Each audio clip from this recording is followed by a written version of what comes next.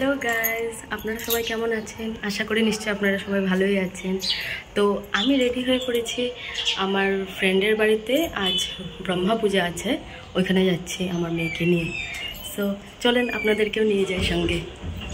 শ্রীনিধির পাপা আমাদেরকে ড্রপ করবে শ্রীনিধির ফ্রেন্ডের বাড়িতে।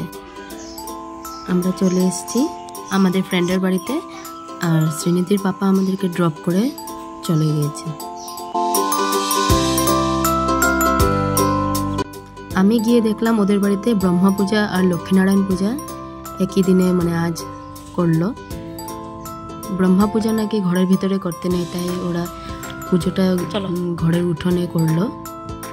তারপর আমি আর শ্রীনিধি প্রণাম করে, ঠাকুরকে প্রণাম করে আমরা ওদের ঘরের ভিতরে চলে এসেছি। শ্রীনিধি খুব খুশি, তাই না? শ্রীনিধির ফ্রেন্ডকে পেয়ে খুব খুশি। ইনি হলো আমাদের মিষ্টি রাজশ্রী, শ্রীনিধির ফ্রেন্ড। ওদের বাড়িতেই পুজো আজ। খুব ভালো মেয়ে।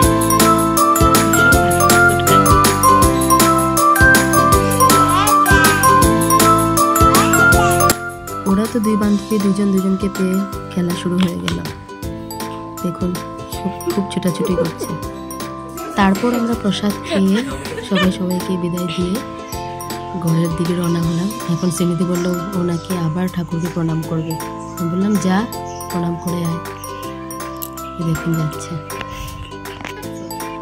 আজ এইটুকুই। আমাদের ভিডিওগুলো কেমন লাগছে কমেন্ট বক্সে জানাবেন। Thank you for watching. Bye. আবার দেখা হবে আরেকটা ভিডিওতে। Bye by.